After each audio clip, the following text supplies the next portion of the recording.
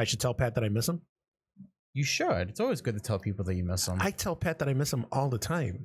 Did you ever tell him on here you ever missed him all the time? Have I ever told him on here that I miss him all the time? Yes. Just tell him again. Like, make it official.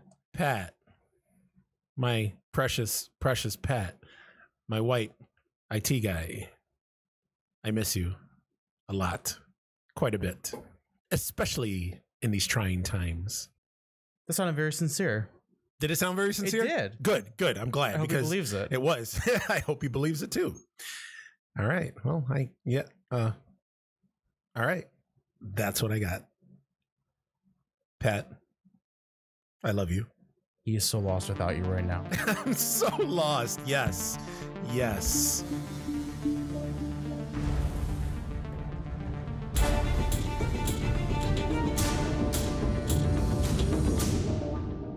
Hey guys, what's up?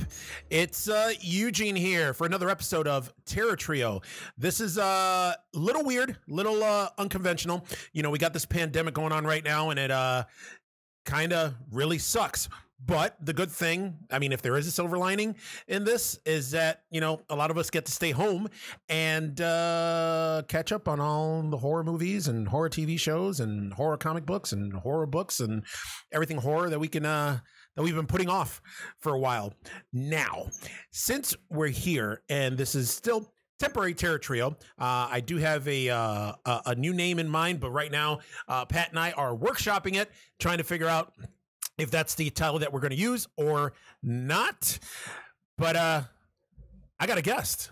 Through all this, through the social distancing, through the coronavirus epidemic, I still have one or two people that are willing to come on the show. So as long as I can still get people to come on, I'm still going to be recording, and every week, because now more than ever, you guys need something to listen to and get entertained by. So today, what I got is a guest, friend, client, and also part of the Thursday Night Terrors family. I got Lauren Eason here with me. What's up, man? Hi. How's it going? It's going well. So he's a fan of the show. He's been listening since the beginning. We met at Thursday Night Terrors. We also have a few mutual friends, and this dude is a fucking brain in terms of horror. This guy knows quite a bit. I train him. He's one of my personal training clients, and we're constantly talking horror, talking movies, talking all sorts of pop culture shit. Actually, in general, session is talk with horror. That's all it is. Pretty much shoot shit with horror. Yeah, pretty much. So I wanted to have him on the show so that way we can talk about certain things. Today's subject, actually, after we do the news, is we're going to be talking about foreign or international, if you're PC, horror. I'm excited about this. Yeah, I am too. I'm super stoked.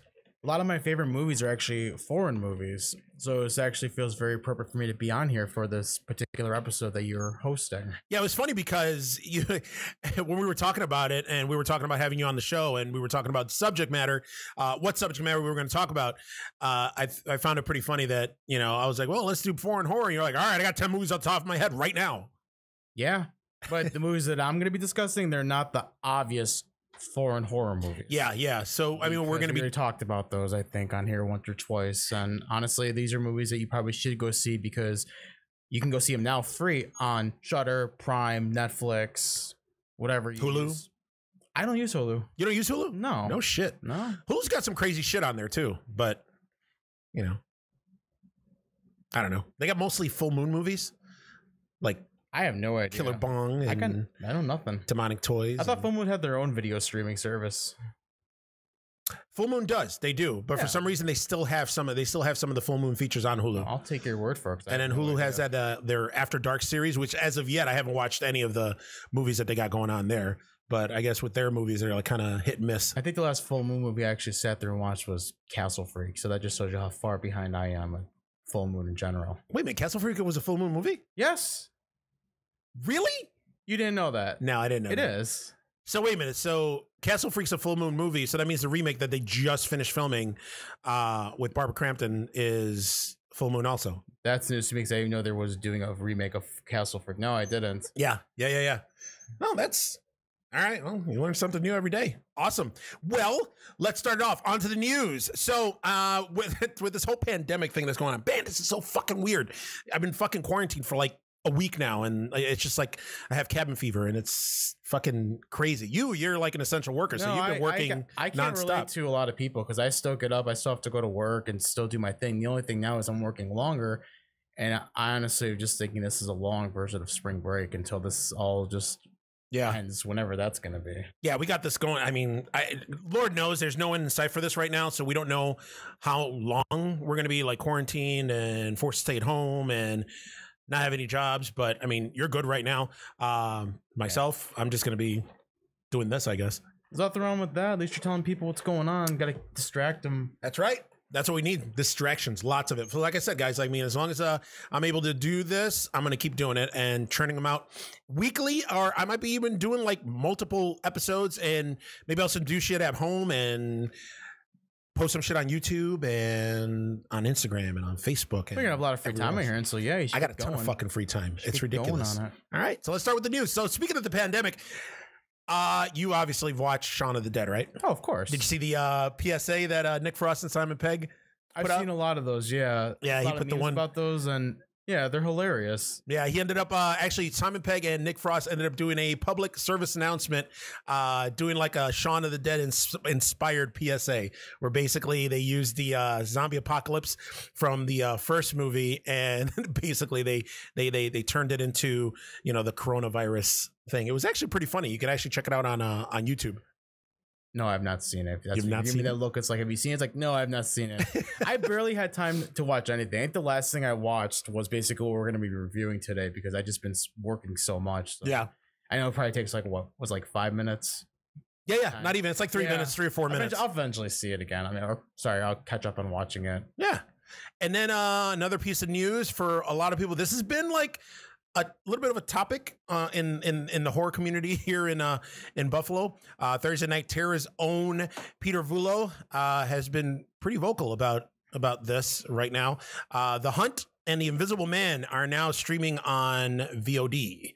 So we were just talking about it before we started recording that some people agree with the $20 price tag for the 2-day rental. Other people are not in agreement. See, I would agree if you can get both of them for $20, but to pay $20 for each, no, I don't agree with that. That's a little too much. So you think it's a cash grab? I think it's a cash grab. And honestly, you could just sit and wait for it because I'm sure it's going to go down in price, just like with a lot of other things do nowadays. Yeah, I mean, well, the movie just came out, so it's a first run movie. I'm not.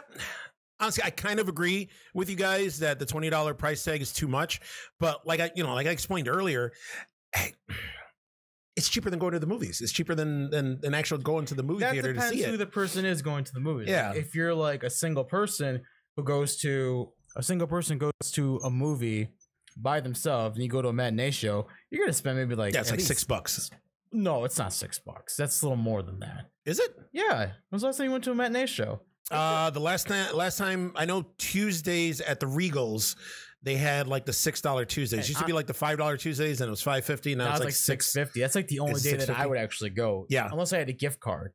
But to drop out that much money to get like your movie, then to get like your beverage or whatever food you want and sit through it, I mean that's a lot cheaper than spending $20 to watch something at the comfort of your own home. Yeah, and plus you're seeing everything on the big screen. Why should I have to pay more to watch something on the silver screen? I'd rather pay more to see something on the big screen. I get it. I mean, unless you got like a big TV. You know what? I don't know, man. The way I see it is, you know what? You know that I'm a big moviegoer. Like I go to see everything every week, and I'll pay whatever. Like I back in the day when I saw that in because I'm originally from New York City, when I used to see that the tickets for the price for the tickets at the theaters were $10, I was like, what the fuck? And they were only like $7 here in Buffalo. Back in the day, I was like, oh, once it gets to $10, I'm never going to the movies again. Now the fucking tickets are like $11, $12, $13 for a regular ticket across the country. And, you know, people are still going to the movies. So I don't know, man. I don't know. Do I think $20 is too much? Yes. But do I think it should be $10? No. I think it, you know, meet in the middle, maybe like $15. $15 to rent for 48 hours. You get to watch as many times as you want. And, you know, chances are you're not going to be watching it alone. You're going to be watching it with somebody. So, I mean, that's Yeah, right you there. realize That when you makes- actually go and buy the movie, you spend about $20 to actually buy it and to keep it. Yeah, Why don't they just do that? Like, here, you could buy the movie for this much money and keep it. I get Forever. it. I get it. I don't know. They're probably trying to probably recoup their investment right now. Which honestly, right now, it's fucking, with everything going on, it's kind of like uncharted territory. So we don't know what's going to work, what's not going to work. So I think right now it's just all trial and error. Pretty much. Because I'm pretty sure they put these movies out. I think they put The Hunt, Invisible Man, Emma, and Disney's Onward. I know Bloodshot's coming out this week. Bloodshot, the the Vin Diesel movie. I Yeah. don't know if anybody's going to go see that. Why not? Or if anybody's going to see But it's that. a comic book movie. Yeah, no. No? No. Not into that? Yeah, it's an independent comic.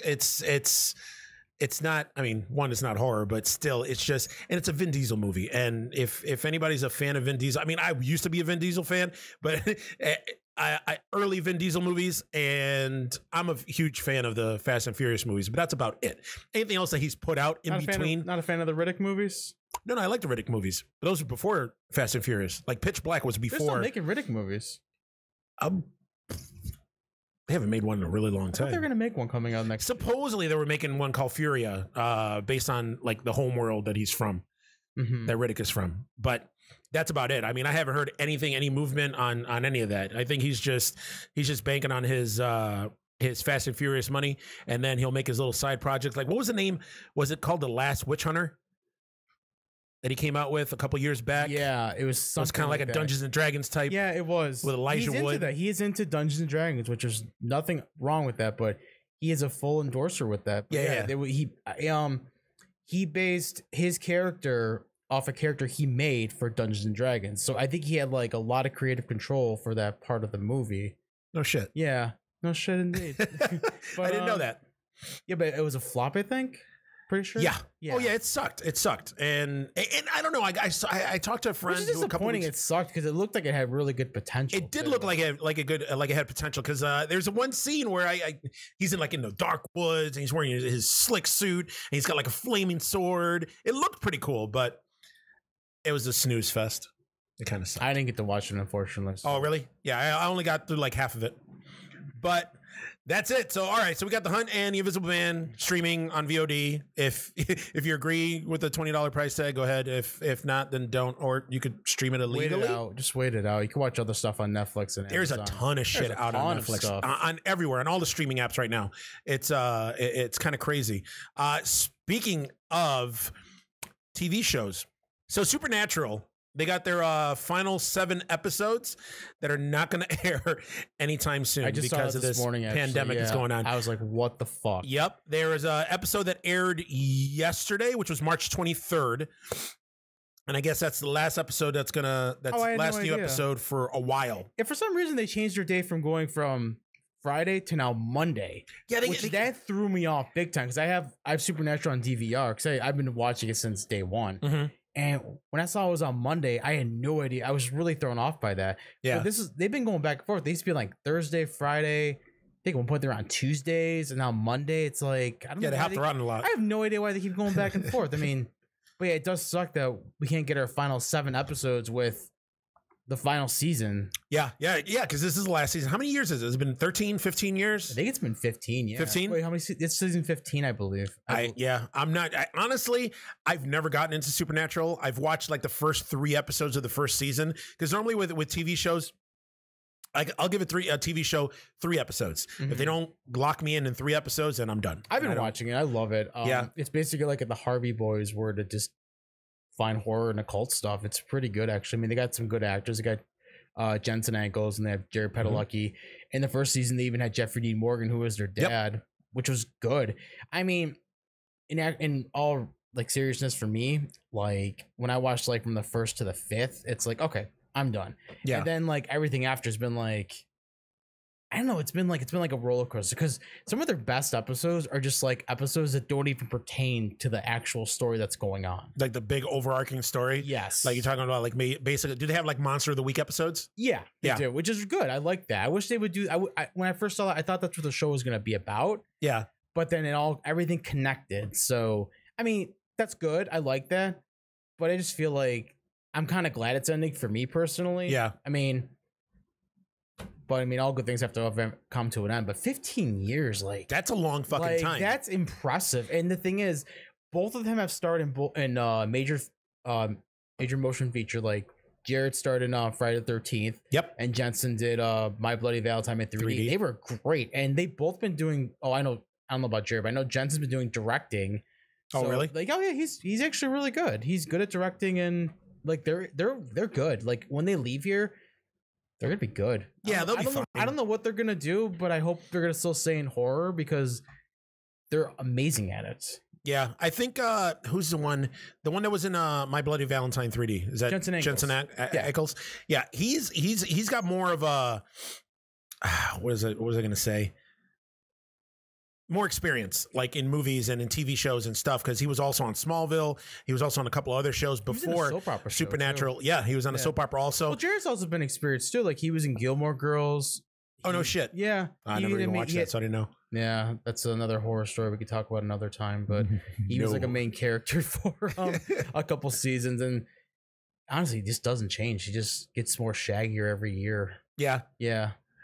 Well, no matter what, they both got a ton of money, so I'm sure they'll be able to sit pretty and just hang out forever long they need to. They're always gonna be sitting pretty. Yeah, there's no way they'll ever get ugly. No.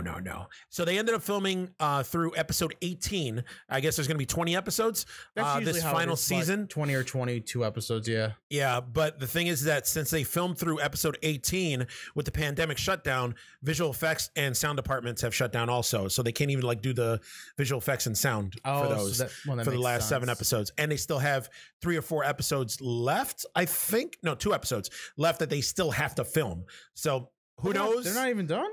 No, they're not even done. Wow. They're not even done filming the last episodes yet. That is crazy. I thought they were all done. I thought they were just doing editing. Yeah. So Supernatural fans, hope you guys enjoyed that last episode, because that's the one you won't be seeing a new one for a really long time. Now, in terms of, let's see. Zombieland writers shared script pages of cameo scenes that featured both Mark Hamill and Sylvester Stallone. So the writers, the 2 writers of Zombieland, you know how they ended up doing the cameo with Bill Murray. They did it in the first one and did it in the second one. I guess they had a short list of actors in case Bill Murray said no to get it. Yeah, no, you know what it was? No. What happened was Mark Hamill was the first one that they asked to do the cameo, and he turned it down. Why did he turn it down? I don't know. They didn't say why he turned it down, but I guess it was set up. This wasn't during Star Wars, was it? No, it was set up the same way, I guess, as the Bill Murray cameo, where basically the main characters go to Hollywood, they go into a celebrity's house, and this celebrity happens to be Mark Hamill. So I guess the way the scene was supposed to play out is they're watching Star Wars, and and all of a sudden, a Mark Hamill zombie shows up, and a lightsaber battle ensues, and all sorts of goofy shit happens. Very over the top. Yeah, but I guess they ended up getting a hold of Mark Hamill and asking him if he wanted to do it. He turned it down. They had another script with Patrick Swayze. They were going to have him do a cameo. They were going to have Sylvester Stallone do it. And at the end of the day, they ended up doing it with Bill Murray. Wow. Yeah, that's insane. That is crazy. Yeah, it's weird. Yeah, like you would think like some people like it's funny how like some movies, they actually end up writers end up creating specific parts for a specific actor or actress. That's true. And they end up turning it down. So then what happens? Like one of the cases that I remember was the Matrix sequels. So the Matrix Reloaded and the Matrix Revolutions. Right. They ended up there was an Asian character in it. He protected the Oracle, and he was like a kung fu guy. That character was originally written for Jet Li, and Jet Li turned it down. I think I remember hearing about that. Yeah, he ended up turning it down. So then they ended up, because the guy kind of looks like Jet Li too. He does. And then with all the kung fu and the karate and shit that he was doing, like you could tell that it was tailor made for Jet Li. For some reason, he turned it down. Why somebody would turn down a fucking Matrix movie is beyond me. But that's cool. On Sunday, are you a Walking Dead fan? I'm the occasional Walking Dead fan. I'm more of a this is my thing with the Walking Dead, so I love the comics. I love the video games. The games that they're from Telltale. but the actual show, it's always been like a hit and miss for me. Oh, okay. But I do watch it because I like to see like, because I've read the whole series. I like to see like the comparisons of like what's actually in the show compared to the book. Yeah. I mean, most of the time I watch Walking Dead, like now it just fast forwards, like, oh, where's Jeffrey Dean Morgan? Oh, there he is. What's he gonna do? Oh, that's fucking awesome. All right, see what happens. Just something interesting like that. Cause Yeah. I feel like it's like they just talk. Where's the zombie killing? Well, I mean, they ended up. I don't know. I've been a Walking Dead fan. I read the comics up until to where they ended it. It was last year, right, when they ended it. Yeah, last year. Robert Kirkman finally finished it. But I've been watching the series since day one, and I liked it. I don't get why it was getting a lot of the hate that it was getting a couple seasons back. Some people are talking that the whole storyline with Negan and what were they called, the Saviors, and all that it lasted 2 seasons, that it went way too long. That I don't think I don't think they went way too long at all. I think that was appropriate because that's how long in the books. I thought so too, but a lot of people were bitching about that. Then people were bitching, I guess, that the infamous scene where he beats Glenn to death. And then in the show, he ends up beating Glenn and Abraham to death. I like that. I actually like that. I thought that was a nice touch. It wasn't like so predictable. Yeah. It was nice. But I guess people were turned off by that. It was weird because it was a fucking it's the Walking Dead. What did you expect? It's all sorts of goriness and fucking shit and cursing and everything. And then that's the scene that people are like, oh, that's too much. What they don't have in the Walking Dead is sex, because there's a lot of nudity and sex in the comic books. There's a ton of fucking. And you know what's interesting? Did you know HBO originally wanted, it was pitched to them for The Walking Dead? Really? But they turned it down for Game of Thrones. Could you imagine if HBO got their hands on The Walking Dead? I mean, I don't think it'd be much different than it is now, with the exception of be more fucking in it. But probably more swearing. More swearing. So Negan would be comic book Negan. Yeah. But I don't know, man. With HBO typically doesn't. I mean, right now The Walking Dead's on season 10. Who knows how much longer it's going to last? Maybe it'll last one more season. Maybe it'll last 5 more seasons. If it's going parallel with the books, they're over halfway. They're more than halfway. Yeah. Yeah. I'm sorry. They are more than halfway. And then they have, so after this arc, that's the arc when they're going to Cleveland, right? To deal with Princess. The Princess and the Commonwealth. Yeah. When they run into the Commonwealth. I don't know who they're going to get to portray Princess, because she is. She became like one of my favorite characters. She's an outrageous character. And she only lasted a couple of issues, a few issues. Yeah. She was awesome. She's fun. She's a fun character. Yeah. Like total bipolar of Negan. Like, she's great. Like, if you like Negan, you're going to like this character. Yeah. Well, the reason I was bringing up The Walking Dead, because this past Sunday was Danai Gurriera's final episode as Michonne. And I don't know, did you get to watch it yet? No, I did not. But if you spoil it, it's not going to. Oh, I haven't watched it either. Oh, okay. No, I haven't watched it. But it was worth mentioning because I guess it's her last episode on the show. From what I understand, there was already rumblings last year that this was going to be Danai Gurriera's last season on the show, because I guess because she's working on a TV show called Americana for HBO Max. And obviously she's one of the characters in Black Panther. So she's in the MCU movies. So she's getting like super busy. I mean, also she's been on the show for what, 8 seasons? Yeah. Because she came in at the tail end of the second season. And her character really hasn't they haven't evolved her character as much as they did in the comics. No, not at all. And it's they changed a lot of shit. She has a good, she's got a good story. Yeah. I mean, I was looking forward to seeing like from the comics, because in the comics she ends up going to the Commonwealth. She ends up staying with them. She ends up becoming like a judge later and all that other stuff. But she's someone that grows, and like if she dies, it's like someone you could actually feel for. It's like, whoa. Yeah. But in the AMC version, it's like, what the fuck? Like, what am I watching this for? But I guess with this episode, they do a lot of flashbacks with this, and they do like an alternate like timeline. Like, what if she never saved Andrea? And I guess the episode takes us to see if she joined, like, what if she would have joined Negan's gang instead of Rick's gang? Ooh, that's interesting. Yeah. So I guess that's the whole episode. Wow. And then the episode ends with her like taking off or something like that. But I'm interested in watching it. I mean, just when I read the review of it, and I've always liked Michonne. Michonne's actually one of my favorite characters from the Walking Dead universe. So I mean, we'll see. I guess it's really good, and I guess it kind of hints and sets up the Walking Dead movies that are going to be coming out with Rick Grimes, isn't it? Yeah, that's still happening. So remind me, like, Andrew Lincoln's there's 3 movies? There's 3 movies that they had planned. Andrew Lincoln's going to be in all of them? And he's going to star in all 3 of them because they're spin-offs now of the original show. Because if you remember on the show, I don't know if you saw the show, he didn't die. He got carted off in a helicopter after the bridge blew up. Mm-hmm. And so they're going to explore that. And then because what happened is after he quote unquote died, the show time jumped 6 years.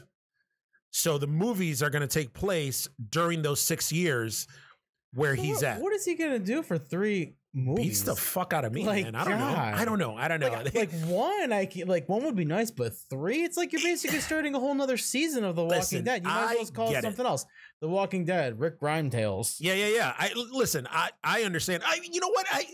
I'm surprised that you're not kind of into it because you're into The Walking Dead, the video games, the Telltale games, and aren't those like alternate characters, but in the same universe? Yeah, but the problem is, if you ever played a Telltale game, yes. Okay, you know how emotionally invested they put in those characters? Mm-hmm. I'm talking about every character. Yeah. And do you feel like in the show, like they put that same emotion into all their characters? Not to all their characters. That's I the think honestly, there's too many characters on the show right now. There are way too many characters. And the problem is you have too many characters. Like, look at this other group they found. With who are they? The new group with like 5 of them. They have the one Death Girl. They got the one. Oh yeah. With Magna and yeah. Dan Fogel. Yes. Yeah, and it's like, where do they come from? Like, why are they there? They're not even part of the comics. Like, yeah. What? Well, a couple of them are. A couple of them are part of the comics. Magna was a part of the comics. But it's like, you don't need all these people because the problem between a book and a movie is like you're going to expand more on the book, obviously, than compared to like a movie or a TV show. Yeah. And granted, TV show is longer, but they're not doing anything with all these characters. Like I feel like more characters should have died. Yeah, I agree. Far in the series, I agree. I think a lot of people, a lot of viewers just stopped watching. You know what? There was a couple different reasons. Like I'm getting from different people of why they stopped watching. Some people are like, "Oh, it's the same old shit." You know, they find a place, then there's a big bad with a bunch of bad people that they got to fight, and then they win, and then they're cool for a little bit, and then they find another group of people, and that's basically that's a lot of the reasons from what I hear. Yeah, it's too predictable. Yeah. It's like they don't go through like the tensions of like. I think the only tension I've seen was when who's the girl that Eugene's into? Like, I know the actress Rosita. Name. Rosita. I was gonna call her Christina because that's the name. But Rosita, you know, she got pregnant, and then there was a huge like triangle with her, Eugene, and Gabriel. Yes. Yeah. But it's like, why is that not like? It's not a thing. Why is it not fleshed out more? Like, it's people like drama. Yeah. I mean, but honestly, I don't know. This past season, I'm not gonna lie, man. This past season has been one of the best seasons that the show's had. With the Whisperer storyline, with everything, I've dug it. Even people that I know that stopped watching have been saying the same thing. They're saying like, "Oh, they watch like little snippets of it, like they invest it." But honestly, Walking Dead isn't something I'm gonna like rush out to go see right away. Like I'm just gonna wait till like, okay, what's all the hubbub? Yeah. But the episode last time they had the infamous scene when Negan kills Alpha. Yeah. But the thing I was disappointed about was like I really thought he was gonna just chop off her head. That's what I thought. Like the comics. No, he just slit her throat. Yep. But then you saw what happened though, right? He threw the zombified head at Carol's feet, and she was like, "What took you so long?" Yeah, that was cool. That actually surprised me because I was waiting to see if they were going to follow the comics, and I was waiting to see if they were going to follow the comics, what they were going to do, because in the comics he goes to Rick and gives him the head, and he was like, "Look, you see, I'm a good guy after all." I will say that I like Ryan Hurst's character. He plays Beta because I like Beta a lot more in the TV show than in the comics. I feel like in the comics he's kind of like just there. Yeah. Where in the TV show he actually has like some meaning, some purpose. Yeah.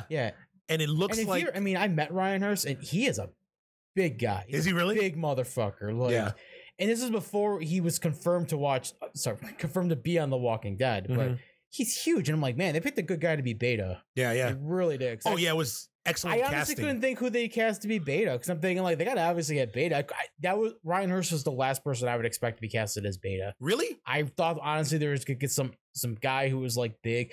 It could have been a freaking wrestler for all I know. Yeah. Honestly, because I honestly couldn't think like, oh, who are they gonna get to like? No, and they wanted to give Beta some characters. So yeah, you're right. Like this season. And Ryan Hurst has been awesome. He was what was he? We Are Marshall. He was in that movie. Anarchy. He was in Sons of Anarchy. He was in Bates Motel for a couple of seasons. And then, after Bates Motel, he got cast on I'm being The a little Walking Dead. biased about Walking Dead right now, but it's like, it's just like when you watch something for so long, it's like, okay, let's see. I'm gonna see if I want to invest my time in it. So I'm just slowly getting back into it. And I mean, how long is this going to go on for? How many more seasons do you think? You think they're going to go like as long as Supernatural? No, I don't think it's gonna get that long. 15? Only because it's gonna shit. I'm gonna predict that I think Walking Dead has maybe 2 seasons left. Is that and then the movies? I think 2 seasons left, and then the movies. 2 seasons of The Walking Dead. I don't know what's going to happen with Fear the Walking Dead. I don't know what's going to happen with this new one, World Beyond. You've watched Fear the Walking Dead, correct? No, I watched the whole first season, and I was underwhelmed with it. I watched a couple episodes of the second season because I was like, oh shit, they're on a boat, and then that's it. It was so boring. The exact same way. Yeah, it's like. Man, if I want to watch horror on a boat, I go watch like, Friday the 13th Part 8. Jason Takes a Cruise.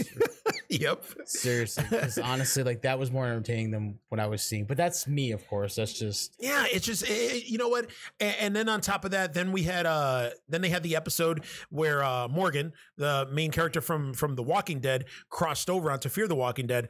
I watched that episode. I was utterly fucking confused, but I watched that episode only because it was a crossover episode, and then I stopped watching again. Didn't Abraham do that too? His character? I don't think so. No? No. I must have misheard that. Then. Yeah. They were talking about possibly... no, what they were talking about is when they were saying that a major character from The Walking Dead was going to cross over, everybody thought it was Abraham. Oh, I see. That makes sense. Yeah, and they thought it was going to be like a prequel or something because remember the timelines on Fear the Walking Dead was before the events that happened on The Walking Dead. Right. So, but now they're kind of like in sync, I guess. I don't know. It doesn't matter. I'm not going to watch it anyways. I'm gonna probably watch the first couple episodes of the new spinoff, World Beyond, just to see what kind of vibe they're gonna give. I mean, the cool thing, they're playing it smart. They're not. I think they're learning from their mistakes from Fear the Walking Dead, where they're touting it as a limited two season event. So I don't know if they're gonna have like 7 episodes, 8 episodes, and it's gonna be 2 seasons and then done. Yeah. Or I think they're just doing it to see what their ratings are gonna be like. Because I'm pretty sure if the ratings are sky high, they're gonna add more seasons to it. Right. And it'll be a regular series. But I don't know. But yeah, Denai Guerrera, Michonne, is off The Walking Dead. She might show up in the movies. She might not. Who knows? Now, in terms of actually, what's the last piece of news that I got here? Man, there's a lot of news for we've been going at this shit for like 30 minutes. Didn't we just say, it's probably gonna be a lot of news because given what's happened, but I mean we're talking an awful bit. That's probably why. So what are your feelings on Ghostbusters and the new Ghostbusters movie that is supposed to come out? I'm a casual summer. I'm a casual fan of Ghostbusters. I know some people are like they love it. It's like the best thing ever. And I can see why, but for me, I've always just been a casual fan. I was one of those people that did not see the remake with the female lead. Yeah. I just wasn't like impressed. Not that any of them were bad actresses. It's just that just wasn't my thing. I'm honest, I'm not a big Ghostbuster fan. No shit. But with all the stuff they're hyping up, I actually kind of want to go see new Ghostbusters because they're gonna get almost the original cast back. Yep. I forget that Rick Moranis is not coming, right? Rick Moranis did not come back for that one. That's unfortunate. He's coming back for Honey, I Shrunk the Kids for Disney Plus. But they got pretty much with the exception of him and obviously Harold Ramis, because Harold Ramis has passed away. But his character plays a huge role in the new movie, in the sequel, Ghostbusters Afterlife. And I was reading an article where Finn Wolfhard from Stranger Things, still, that is one of the... This kid has got one of the coolest fucking names ever. Is that his actual name? Or is that I don't know, man. Stage name? I don't know. But it's Finn Wolfhard. Like, what the fuck, man? Like, That's like a post-apocalyptic Mad Max like name right there. Like what's your name? Finn Wolfhard. You think he's like a wolf dick, just but Ghostbusters Afterlife. He's one of the stars of the movie. He's been quoted as saying that this sequel is going to be a very faithful sequel to the original movie, and that even though the trailer makes it seem like it's serious, because there was no funny parts in that fucking trailer. I didn't watch the trailer, so you haven't seen the trailer? No, I haven't seen the trailer. Okay. I'm one of those people who doesn't watch trailers unless I'm at the movie theater and I'm forced to watch them because I don't like the surprise.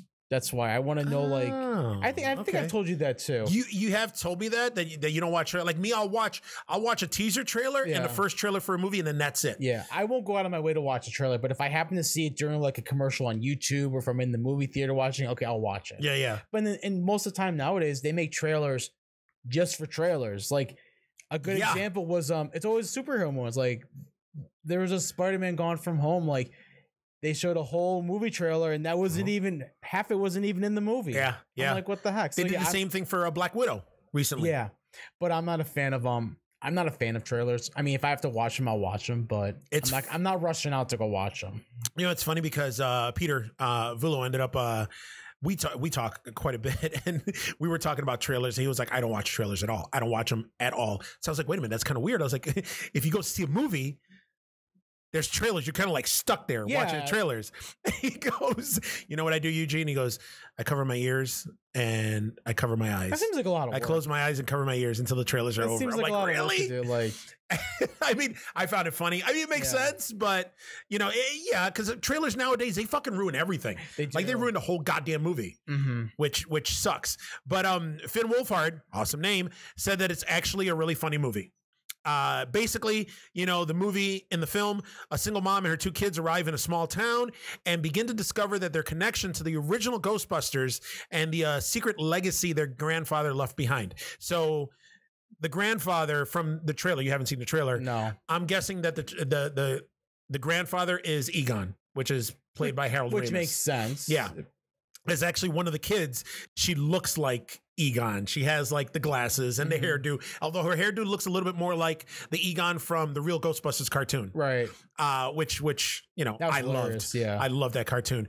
But we'll see. You know, I'm excited because, again, like you said earlier, you know, most of the original cast is back. So, you know, Bill Murray, who was just like a huge holdout for it. Like every time they try to come up with an idea for Ghostbusters, and Dan Aykroyd has been trying to get a sequel off the ground for eons.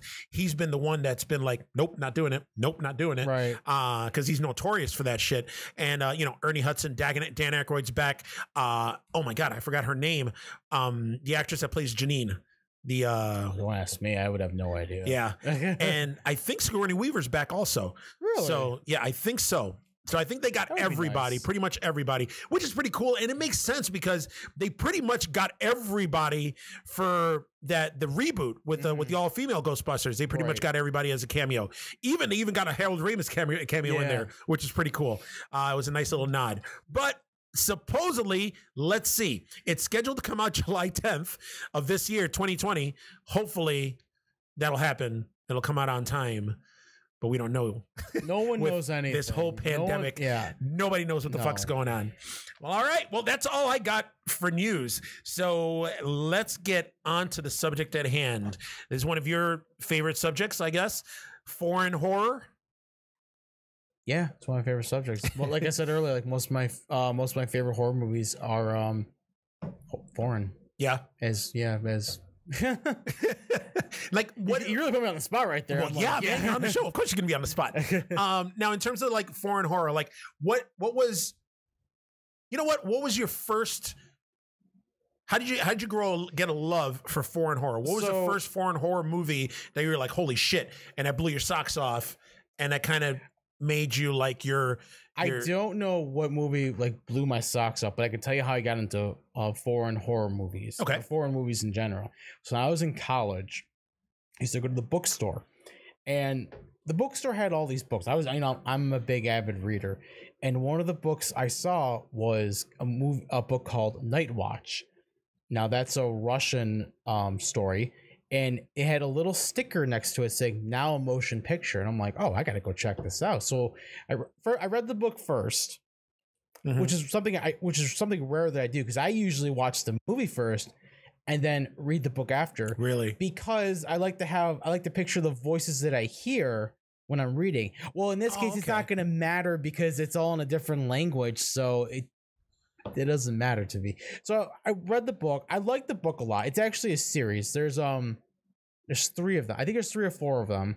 It's a Night Watch series. And I went and I bought it. And this is how I discovered Amazon, actually. So then I became, I found the book. I found the movie and I bought it. I watched it. Oh my God. I was like blown away by it because it was a movie done in a whole different country. The production was amazing. And then afterwards, I think I just liked horror and I wanted to check out like what were some horror movies. Mm-hmm. So then I found like J-horror, and J-horror is Japanese horror. So I found a bunch of those movies. Like I found the Ring series, One Missed Call, Ju-On, Audition, stuff like that. And I just started building this collection. Now, with the exception of Audition, every other movie series that you just mentioned all got remade, right? All got Americanized. Yes. Yeah. I'm sorry, I really had to think about that. Yeah. And honestly, I think I'm one of those people that hates when they use Americanized, because a lot of them suck. They do. One Missed Call was awful. Mm-hmm. The first Grudge was good. The first what was the other one? The Ring. The Ring. The Ring was actually good. That was good. That's one of the few ones that I actually like. There's a ton. Like there was one called Tale of Two Sisters. Mm-hmm. Like when they remade that got remade too with Elizabeth Banks. My God, I made fun of that movie so much, and that's the only way I can get through it. It was god awful. Pulse, Dark Water. Yeah.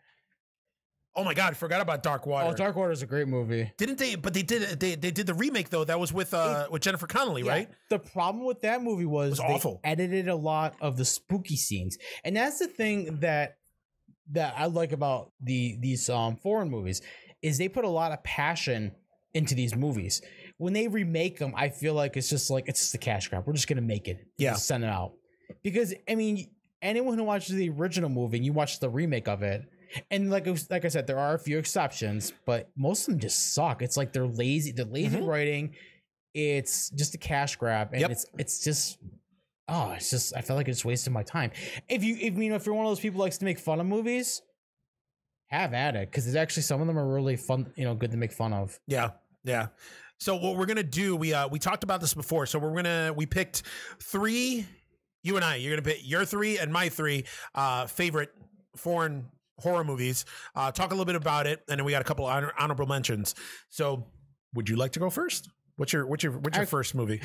I actually picked more than 3 because this was a very hard topic. So I'm like, man, what am I gonna pick? And the thing I didn't pick any of the typical foreign movies. Like I didn't pick One Missed Call or The Ring and stuff like that. Yeah. But no, why don't you go first? I want you to lead this tango dance, and then I'll just follow. Fine with me. Because for all I know, you could pick something that's on my list. Oh, okay. Yeah, I mean, you got a big list. Man, you know what? You guys, man, all you guests make me feel like I underprepare all the time. I have you on, and you got a bunch of notes. You brought in a notebook too. I think I missed a trend here. What is wrong? Everybody there's nothing wrong with a notebook. There's nothing wrong with a notebook. I just think I just don't do notebooks. Well, listen, I don't want to embarrass you on the show. Like I don't care if I embarrass myself, but this is your show. And I appreciate it, my man. I appreciate it. So let me pull up my my one note that I got. Basically, I just have. Just so you know, he's using his phone right now that he put notes on. So no, not really. All I did is I just put movie titles. That's it. Movie titles on a notepad on his phone. So what we're gonna do is I'm gonna talk about, because it's kind of appropriate for the time that we're in right now. It's kind of an obvious movie, and it's one of those movies that you can actually check to see it on any streaming services, but it's a horror movie. It is a foreign movie. It was actually in Spanish, called Wreck. Oh, the one that they remade that's Quarantine. That they made into Quarantine. Sorry, when you say Wreck, I'm thinking like Wreck, like WRECK. Oh, no. Yeah. Yeah, they ended up doing this movie Wreck. Basically, They made a couple of those, didn't they? They did. They ended up making Wreck 2, Wreck 3. But I think the second one was a direct sequel to the first one, and then it just went fucking off the rails for like the third and the fourth one. I've only seen the first one, so I have no idea. So the basic premise of the movie is a television reporter and a cameraman follow emergency workers into a dark apartment building and are quickly locked inside with something terrifying. You know what? I love this movie. This is one of those movies. With me being a Spanish speaker, I love watching movies that are in Spanish and are subtitled because I don't have to read the fucking subtitles and I can understand the movie. But this movie was the shit. This was actually one of those movies also where they did an Americanized version of it, and the American version was actually pretty good. Yeah, it was almost as good as the original. It was. That's one of the. It's one of the few exceptions. They had Jennifer Carpenter, yes, who's known for playing Deborah Morgan on Dexter. She's also been in other stuff, but I thought she did a really good job. Yeah, and they did the same. They had like investigating a building, and then they found that that whatever that entity or whatever we want to call it. Was it an entity? No, I thought it was just. Well, I thought it was just like a virus or some kind of like fucked up like mutation that turned these things into these people into creatures. You're probably right. I mean, I just like to use the term entity because we don't really know what it is. It's never said in the film. Like it's never said. You're right. No. And also, it's one of my favorite genres of horror is found footage, which I love fucking found footage movies. This one, Wreck, was made in 2007.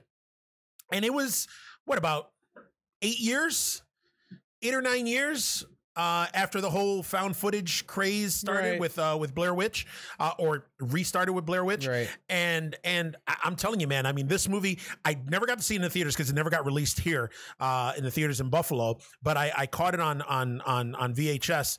Was it on VHS or was it on DVD at that time? Probably I think DVD. It was DVD. Yeah. And it was cool, man. The atmosphere, the scenes enclosed in the apartments, what's the night vision, fucking nice scenes. Touch. That was very nice. It was cool, and it gave you that fucking atmosphere of like claustrophobia and terror, and you don't know what's coming out the fucking corner, what's behind you, what's in front of you, and it had a dour fucking ending, like a ho-hum, like it wasn't a positive ending at all. No, and that's actually what I like about horror so much is not everything has to be all sunshine and rainbows. Like most horror stuff should have downward endings. They should be like sad and sullen, but this is a prime example of that. Yeah, it was cool. And then on top of that, and that's what the remake, the American version, did also. I love fucking horror movies or movies in general that end on a low note, on a fucking depressing note, on a fucking sad note. Yeah. Like, you don't know what's going on, or the fucking characters are fucked by the end of once the credits are rolling. Nope, there's no fucking sunshines and rainbows. They're gonna die, or worse. I don't know what's worse than dying. It also makes it more realistic because, like, if you and I were in that situation, there's a at least 95% chance we wouldn't have made it out of there. Yeah, alive. No shit. Yeah. And even if we did make it out of there, we'd be fucking traumatized the rest of our lives. Listen, man, I talk a lot of shit, and obviously you see how big I am and everything. I always said that if we were in an apocalypse or a zombie apocalypse or anything like that, which actually we're close to it right now, I always said that I would probably end up and turn into like Negan. But truth be told, I don't think you would. You're too nice. I thank you. But I'd probably fucking die real quick, like real early on. But yeah, that's my movie. That's the first foreign movie that I got. I got Wreck. Wreck. I think you can find it. If you can't find it on Amazon Prime, you could probably rent it for like $3 or $4. Yeah. It's definitely worth checking out. It's definitely something you need to see once and be like, wow. Yes. I mean, I don't know. You saw the other sequels, right? Oh yeah. I never saw them. What were they like? They were not, like I said, the second one was a direct sequel to the first one, right? And then just the third one and the fourth one just went into a totally different direction. I mean, it kind of used like the same monsters, the same mutated monsters from it, but it was different storylines, and it got almost like supernatural and shit, which I'm not big into supernatural stuff, and ghosts. which is why I wasn't a big fan of the Invisible Man. But I guess that opinion of mine is an unpopular Well, first opinion. off, he really wasn't a ghost per se. It's science, but it's an Invisible Man. It's still ghost shit. And yeah, Eugene's not a big fan of ghost stuff. I am not a big fan of ghosts, but a lot of people, anybody who listens to the show knows that I'm not a big fan of ghost movies. But yeah, which that was my first movie. Well, going to ghosts, I just want to segue this. Like a lot of foreign movies do portray a lot of ghost movies. They do. Like you cannot deny that. Like they either go one of two ways.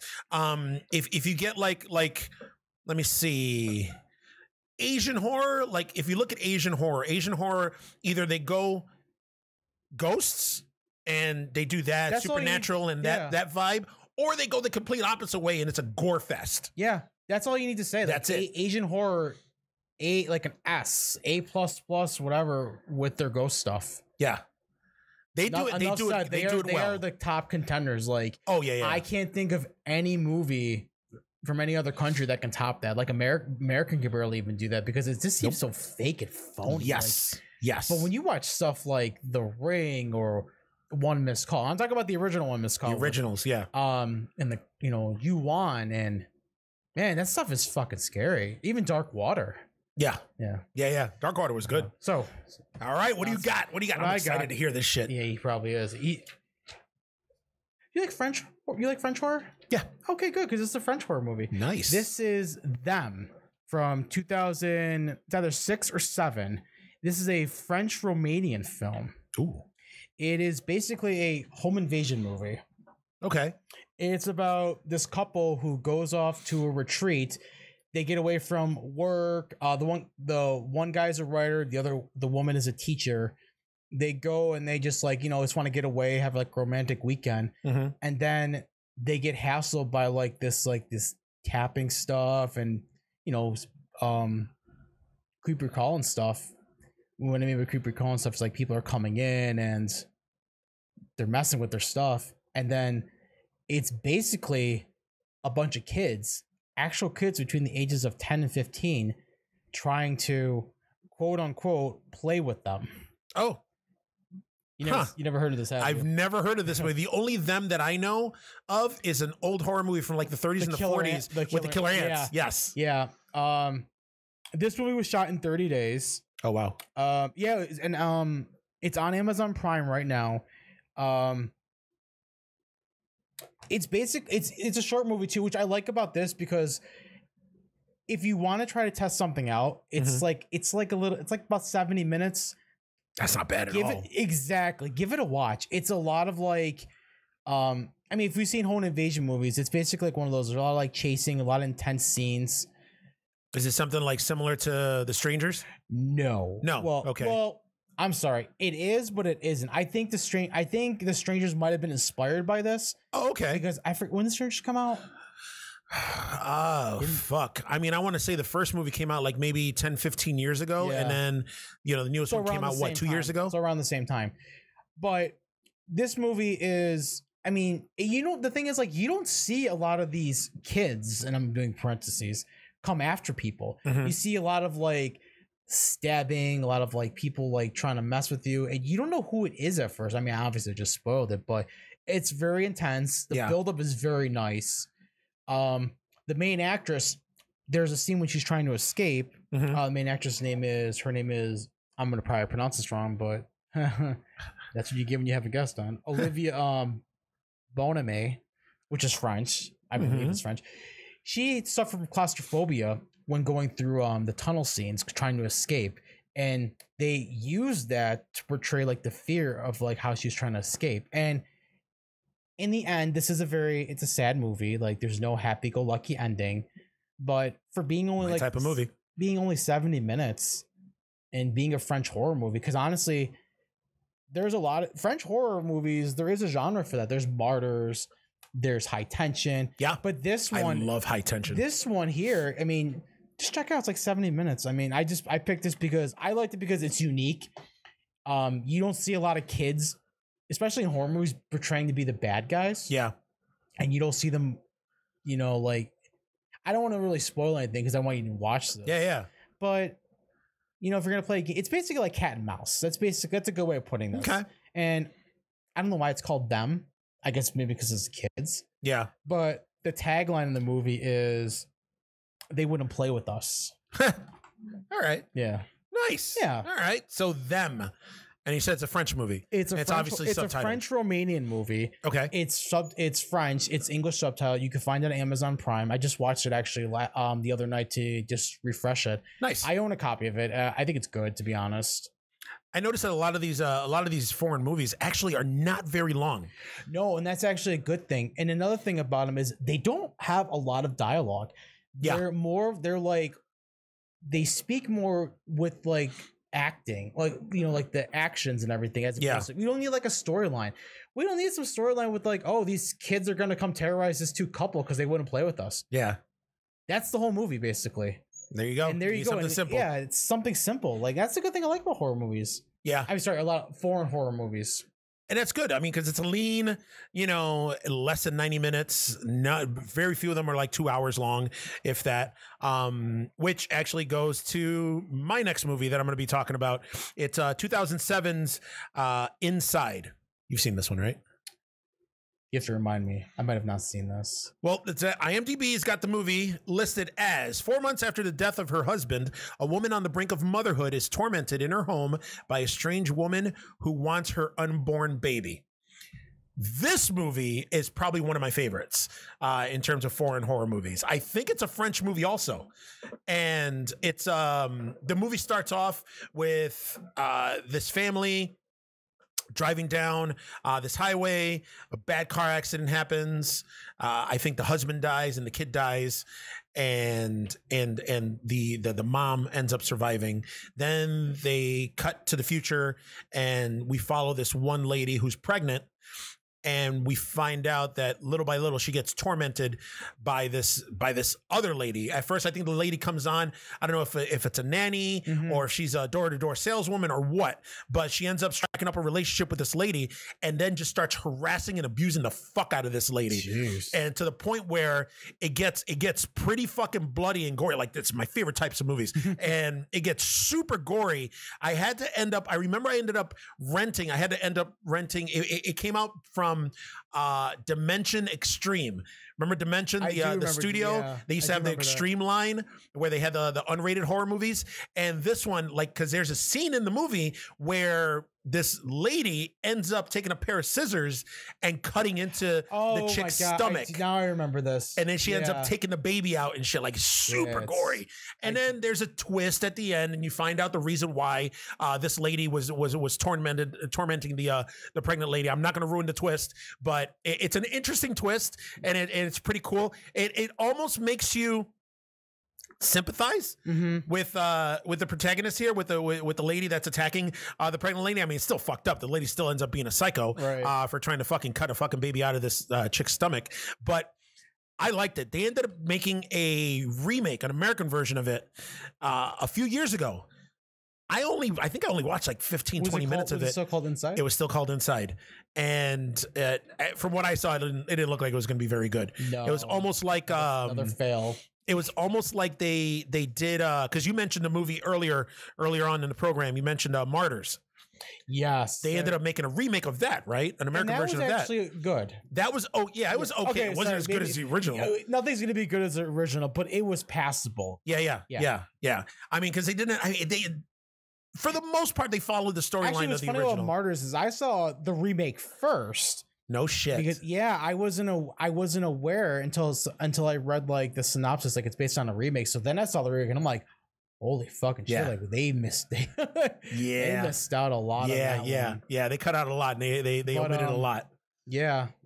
But that's it, man. Inside 2007. I don't think it's an Italian movie. I'm pretty sure it's a French horror movie from back in the day. That one, check it out. Again, if you're into gore, this is a movie, and make sure you watch the unrated version of it. All right. Oh, there's an unrated version? Oh yeah, there's an unrated version. Wouldn't the because the R version of it, there's an R-rated version where they cut out the scene. A lot of the scenes. I always saw most foreign movies they don't usually go by the ratings. Yeah. But for some reason, this one has a rated and an unrated version. It's the distributor. The unrated version is the one to watch. This one I picked. I literally have like I have 6, but I'm gonna You got a lot of notes. Yeah, it's cool. This one is the J-horror classic. It was made in 1989. It is called Tetsuya the Iron Man. Have you seen this? I have. Okay. I have. Finally, something we've seen. Well, we saw Wreck earlier, but this is actually, it's another short movie. It's about 6-7 minutes long. It was made in 1989, shot in black and white. It was actually this was the movie, from what I found out, jump-started the international showings to our country. Nice. It was in a film festival, and people liked it so much they just put it out. So basically, what it is, it's about a metal fashionist who basically he's driven mad by wanting to put metal into him, and I mean and he basically kills this person, and then they're like cursed with absorbing like all this metal into them. And I mean, it's pretty fucked up. Like, it is very fucked up. It's very intense. The director and writer Shinya Kumoto, he actually stars in it. He plays the metal fashionist. He also wrote it, he produced it, he directed it. He put a lot of work into this movie. He didn't spend a lot of money on this movie because he wanted to put it out. That's why it's shot in black and white. The soundtrack was probably one of the best. It was amazing because it's like all screeching metal and everything. Yeah, I mean, it's pretty messed up. I mean, you got anything to say? I mean, I like the movie. And it's weird too because I'm not a fan of black and white movies. Really? Like, let me go back. I find that hard to believe. I'm into old black and white movies, like movies from back in the day before they started filming in color. Yeah. More recent movies, when they try to do the black and white, I don't know. I don't dig it as much. I don't know why. I like it personally. I think there are some movies I've seen that just look better black and white. Yeah. I think it brings out a charm. Okay. Some of my favorite movies are in black and white. Yeah. This one right here, it's an absolute J-horror movie you should start and watch. It's very hard to get through, so I don't know if you're gonna watch with a group of friends, might not be the best idea because it'll be just watch it by yourself. Watch by yourself first. You won't have to rent it for $19.99. And actually, you don't have to rent it at all. It's on Shudder, and Shudder is doing a free. Is it really on Shudder? Yeah, it's on Shudder. I did not know that. And we didn't mention this earlier. Shudder is doing a 30-day free trial run. So if you want to watch this, it's 67 minutes. It's not going to kill you to watch it. You might actually get excited. You'll definitely be excited. Yo, like aroused? Have you seen some of those scenes? Yeah. I mean, they're pretty. Yeah. You'll definitely be. I'm a pervert though, so. Yeah, you are a fucking pervert. Interesting fact though, Eugene, you ever heard of the book, The 1001 Movies You Must See Before You Die? I have heard of the book. I've never picked it up though because I want to. It's in this book. No shit. Now, can you guess what rank it is? It's got to be. I mean, if it's 1001 movies, and if I remember the movie correctly, it's got to. You know what? It's got to fall into maybe. It's got to be in the top 100. No, it's got to be 1001. No. I'm going from one extreme to the other. It's got to be number 500. No. Okay, what is it? 979. Oh, I was close. And the book gets the rankings get changed every so often. Yeah. I think it got changed twice from my research, and it stayed the same number. No shit. The other thing to think about this movie is there is not a lot of dialogue in it. No. So if you don't like subtitle movies, I think there's like less than maybe like 50 words on the screen. Yeah. And obviously this is a movie that says less is more. Mm-hmm. I mean, it's definitely a movie you should check out, get ready to watch, and yeah, that's a good movie. I recommend it as well. It's a good movie, yeah. And yeah, like you said, like Shudder. If you want to get into J-horror, this is probably a good movie to start with. You know what? That's a good recommendation. It's short. You don't have to. There's not much of a storyline. You get right into it. Yeah, you're not bored. I mean, anyone who wants to get into a foreign movie, this is probably a good one because honestly, you don't have to. You can just sit and watch. You don't have to like expect anything. Try to understand it. Yeah, you just see it. Yes, yes, I agree with it. I agree with that. But like you said earlier, Shudder's offering right now for during this whole pandemic thing, they're offering a free 30-day trial to sign up. Shudder is fucking awesome. It is Netflix for horror aficionados. If you don't have Shudder, you need to have your horror card revoked. Yes. And I'll take it for you. Yeah. I have Shudder through Amazon Prime. Oh, I didn't know you could right do now. that. And I just signed up for the 30-day free trial just to see how it is, how different it is from it on Prime. And it is way different. Way different. If you get into Amazon Prime, all you get a very limited amount of titles that you can watch, and everything's on demand. Whereas through the browser and through their app, you get live TV. You get when Joe Bob Briggs does his last drive-in, you can actually watch the marathon in real time. Shudder's actually really good. I had a lot of friends recommend it. I stayed off it for a while because I was just so busy. Yeah. But I got this awesome new phone now. And I could put on my phone, I could watch it. Yeah, I think at one point, was it only like PlayStation 4 exclusive? Like, it was something like it was only exclusive because before it blew up, because it's sponsored by AMC. AMC is the one who runs Shudder. There was other horror apps that were trying to come out. Like there was a Screambox, and there was a couple of other horror apps that were trying to do the same thing. Do you remember Fear.net? Yes, I remember Fear.com. Yes, that was one of the first horror service streamings I got into. Yeah, like I have a couple movies I had on my list that I've actually seen through them, and they had a lot of J horror movies on there. They had they had a lot of good like classics. Well, not classic, cult classics basically. Yes, they have a lot of movies. Like what I noticed about a lot of these, because all these apps, horror apps, ended up failing, and the reason they failed is because they couldn't get a lot of licenses to actual it's good horror movies. That's the problem. They either had public domain stuff up or stuff that they got super cheap that nobody heard of. Kind of like the shitty movie horror section of Netflix or Hulu for that matter. Those are what they had on these apps. So they didn't really offer anything with like any meat, anything with any substance, anything that you'd want to watch. Whereas Shudder gets shit all the time, and they're constantly adding movies. I mean, they're taking away movies too, like every month or every 6 weeks. But I mean, all the shit that they put on there, I'm actually still surprised Tetsuya Iron Man is still on there. I really am. And I forgot to mention, it's actually a series. They have 2 more. Really? Yeah. I think I wrote it down. Let me check. Yeah, it's Tetsuya 2, Body Hammer, and then Tetsuya the Bullet Man. Okay. We got to check those out. All right, so guys, Tetsuo the Iron Man. Check it out. It's on Shudder. And like I said, and like we said, Shudder's offering a free 30-day trial period, so you can check it out and actually drop us a line and let us know what you think of it. Now, my third movie on this list is one that I actually just posted about on our social media accounts. I posted a clip of it on Instagram, and I posted another clip of it on our Twitter page. It's a movie from 2008 from Japan called Tokyo Gore Police. Oh my God. You've seen this, right? I have it. I've seen it.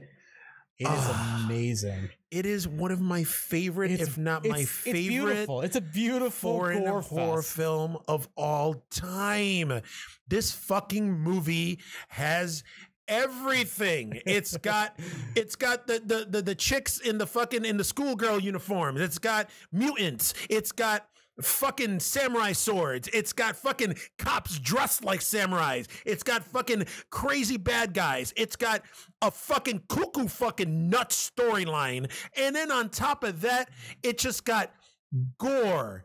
So much gore. Like, it's in the title. Like, the title doesn't even do it justice. Like, all it is from the beginning of this fucking movie to the end of the movie, it's a what the fuck movie. Yeah, it really is. It's like, so fucking good. The gore is the understatement in this movie. Like, no shit. Like, honestly, I think this is the goriest movie I've ever seen. Would you have to say, or yes. Yeah. Okay, they're definitely the goriest movie in Japan. Yes, you know what? I recently watched it because when we were talking about that we were going to be doing this, I recently watched it a few days ago, and then I watched it again today. And motherfucker, man, like it's just, I've only watched it a handful of times since it came out, and it was one of those underground movies too that I didn't get to watch. Like I read about in Fangoria magazine that you know, when they were making it and when it was going to get released, and it got limited release in theaters. Then I think it came out on DVD, but I couldn't find it anywhere. I have a physical copy. So do I. I only heard about it because I love Audition the movie, and when you buy stuff from Amazon, they recommend, customers who have bought this movie, and Tokyo Gore Police was recommended.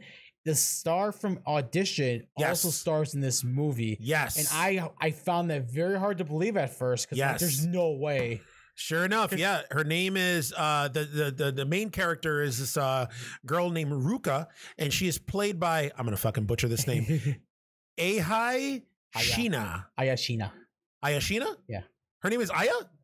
It's spelled E-I-H-I. Oh, I'm sorry. I thought you were I didn't look what you were saying. I thought you were trying to enunciate. Yeah, Aya, whatever. Shina. Say that. Anyways, if you guys are familiar, well, I mean, if you guys are fans of the show and you guys are horror fans and you guys all watch Audition. You will like this. It is like... Yeah. You've seen Audition. It's the girl, the fucking crazy chick from Audition. She's the main character in this movie. And she is a bad motherfucker in this movie. Actually, if you look at the bad motherfucker in general. In general. Like, she is amazing. In general. Like, I mean, if you look at the cover art for the movie, it's just her. I didn't think, you know, when I first saw that, I honestly didn't think that was her until someone had to point that out. Yep. I'm like, what? It's like, crazy, but it's her. She's wearing a katana with her fucking fishnet stockings and her fucking knee-high boots, leather, and a little fucking schoolgirl fucking and what's shirt. Good about this movie is like the plot actually makes sense. Yes. It's not like some, you know, one of those lame movies where it's like, oh, it's just a slashy, trigger happy. This has a plot. This makes sense. It does. And honestly, in a way, it's almost like a superhero movie because she's fighting like... Yes, she's fighting these mutated people justice. that are called engineers. Yeah. So the way IMDb describes the movie, it's called, in future Tokyo, a young woman in the privatized police force tracks down her father's killer while battling against mutant rebels known as engineers. And it's weird. This movie only has a 5.9 out of 10 it's IMDb. On IMDb. Listen, that's IMDb for you. You can always take what IMDb says. Yeah.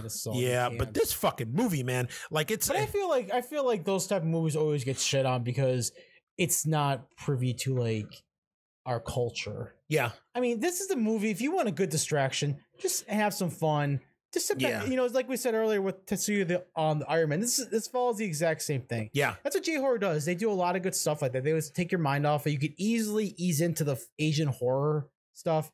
You don't have to pay attention to it. Just sit back and enjoy it. This shit though, like like I said, I've watched it twice. I want to get, once this pandemic is over, I want to get a group of people together and and watch this. Actually, this is a movie that would be prime for like terrors.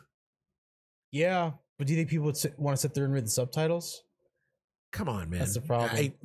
I mean, you know, people don't like to read. I don't know why. But I don't know why either. I mean, honestly, this movie, you don't even have to read the fucking subtitles because there's so much shit visually going on here. Like the fucking the one scene where the guy is getting a blowjob from this chick. She bites his fucking dick off. He gets turned into an engineer. And then the next scene, because he's a cop, the next scene he shows up with this huge mutated dick.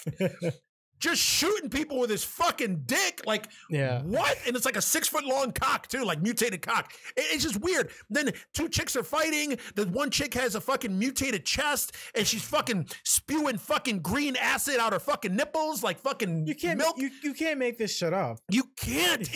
It's ridiculous. And then, you know, they got the little homages to like Ash from the Evil Dead. Like they got the one scene that I put on Instagram where the one guy has like the chainsaw hand. And then there's like a chainsaw fight. Didn't he have two? He had one, and then she got one. Oh, that's right. She had one. And she grabbed one. So they had like a little chainsaw fight. Like, but the fucking gore and the fucking action, like all this shit is so over the top ridiculous. It's so much fun. Like, this is the movie that I can watch over and over and over again. This is a movie that if you want to impress your friends and you want to be like, hey, You like foreign horror? No? Yeah, if you want to watch this fucking movie. If you want to be that cool kid that contributes like horror, yes, this is the movie. Yes. Instead of like handing him a fucking porn, hand him this movie. Yeah, this shit. This movie is the shit. So I can't say enough good things about it. I don't want to talk too much about the movie because there's just so much in it that you're like, what the fuck? Just watch it. It's so over the top. To give you an idea of the over the top, like the blood and the gore, which is big in fucking in Japanese horror. Watch Kill Bill. Kill Bill Volume 1. Is that when I would think that's the one. That's when she fights the Crazy 88. Yep, that's the first one. Every time she's fucking chopping off a fucking limb, you see all those blood sprays. That's pretty much kind of like a good example of it. But check it out, guys. Tokyo Gore Police. I mean, I don't know where it's on. Actually, I don't know. This one you'd have to fucking search for, right? No. I mean, I would try looking for it on Amazon. I own it, so. I mean, right here it says watch on Fandor with Prime Video channels. I'm sure you could find it on YouTube and rent it. Yeah. YouTube's actually been good about that lately. You can find a lot of stuff to rent. You could probably find it. But yeah, Tokyo Gore Police. And actually, this one's a little long. This one's an hour and 50 minutes. But that's why it starts and it doesn't fucking stop. That's why I mentioned earlier, it actually has a good plot. It's not just it is fucking cuckoo crazy. Cuckoo fucking crazy. All right, well that was my top movie for foreign horror. What do you got? Well, this is one of my all-time favorite movies, easily top 10. It's based on a book. I love the book. I'm also a fan of the remake of this movie. Okay. It's Let the Right One In. Mm-hmm. I mean, honestly, if you haven't seen this movie, you're fucking missing out. It's not a gore fest. It's not there's no ghosts. It's a vampire movie, but you don't think of it as a vampire movie. It's considered a gothic romance horror movie. Mm-hmm. It's about this boy named Oscar. He gets bullied by these horrible bullies. This is in Swedish, by the way. He gets bullied by these horrible bullies, and I mean, bullies these days. Go to fucking Sweden, man. Fucking. Have you seen this movie? Oh yeah, actually. Yeah. I don't know if you realize it. Probably Excuse me, I got ice in my mouth. But either last episode or the episode before, Kat actually talked about it because she watched it. No, I don't remember. I have a short-term memory. Yes, but yeah, it's that movie's a good movie. Yeah, and you liked the remake too? I did. I liked Let Me In. With Chloe Grace Moretz. I did. And you know what's funny? My only complaint about that movie when I first saw it was they were in New Mexico, and the first thing I said was like, "It fucking snows in New Mexico? What the fuck?" I actually had to look it up. It does snow in New Mexico. Does it really? It does. I had to look it up. And this movie takes place in the 80s, hence why in the remake, when you see Ronald Reagan on the television, it's during his term of office. So the remake and the movie, they follow very similar. But what I was saying before is it's about this boy named Oscar who meets this girl named Ellie. Mm-hmm. And she basically built his confidence to stand up to bullies. And he does throughout the film. Oscar goes through this, well, I don't know if his mother, he lives with his dad. I forget if the mother's dead or if she's out of the picture, but he goes through this struggle of like trying to find where he is with his life. And at the same time, there is also this serial killer on the loose. He's strapping people up and he's draining their blood. And what's sad about that is that serial killer is connected to Ellie. And I'm not going to say how they're connected because that'll ruin the movie, obviously. But the climax, the last scene of that movie. You want to talk about gore fest? You want to talk about the scene? You're talking about the scene in the pool, the swimming pool scene. Yes, I'm getting chills right now. Oh my god! And in the remake, it's just as good. Yeah, they do not like, and that's the thing about remakes. Sometimes they skimp off, they tone down stuff. Not even toned down. Actually, what do you think was more intense, the remake or the original? I think they pumped it up a little bit for the remake, but I like the vibe and I like the point of view in the original where you don't really see a lot. It's all underwater. Yeah. You know, you see the head of the arm that falls in. You see the one kid getting dragged. I'm like, what the fuck? So you know that's what was like. That's what was eye opening for me. It's like, what the fuck? Yeah, you know Ellie's fucking dragged? some shit up. You know, over the water, and his hand is, you know, Oscar's head is being held under the water, and this is all he's seeing. I think it's a perfect use of you know, using your own imagination and visualizing in your head what's going on, because whatever they would have put on screen that would have showed would have been less and would have been kind of like less is more. And honestly, this is a good example of it. This is also based on, it was based off a book, right? Yep. Okay. I'm a fan of the book. It's one of my favorite books. The book obviously has much more. Oh, I bet. They obviously that's really dumb of me to say that, but they actually go into a whole scene with remember Virginia? Yes. So she has like a whole like section. Oh, like a whole subplot? A whole subplot, which is actually very interesting. Huh. Yeah. It's very nice. Nice. This author, the guy who wrote it, the guy who wrote the book also wrote the screenplay. His name is, who I'm probably going to butcher because it's in Swedish. It's John Avedi Lindquist. He actually writes a lot of horror books. I'm actually a collector of a lot of his works. Yeah. There's actually a sequel to this in a book. No shit. Yeah. It's called I think it's Dream Little Me. It's I forget. I can't think of the title right now. I have it. I have so many books in my house. Like I can't even begin to read all of them. But this author, like, he was not big into vampires, but the way he was writing the story, it just happened to fall into a vampire story. And vampires only used once. Yeah. In this scene, in the whole entire movie. And the term, like, let the right one in, it's used from the old superstition that you can only let vampires in if you give them permission to come in. Yeah. That's where they got they're invited. Hence why they got let me in. So, which I thought was really a nice touch, because you don't see a lot of that. Yeah, yeah. It was beautifully done. I liked. Now it's been a while since I've seen the movie. Because now you said there's a sequel in book form. At the end of the movie, wasn't Oscar like on a train by himself, and he had Ellie in a trunk? Yeah. Okay. Yeah. Okay. Like further their adventures, or didn't know what was going to happen. I will say that. No. Should I ruin it or no? Go ahead, ruin the book. So, in the train, you know what happened. You know how the person who was with Ellie, how they ended up, right? Yep. So in that book, she actually gives him his blood, so he can be like Gould. So no shit. Yeah. No shit. That's cool. Yeah, I know. They don't do that in the movie, in either version of the movie, but they do that in the sequel of the book, which I thought was very. It's like everything they've been through. Yeah. It's just so beautiful. I mean, you can call it a love story. It is. It's a romance story. It's one of the few romance stories I actually like. And it's. I don't even know if Oscar like fell in love with Ellie, but there's definitely a strong. I think he did.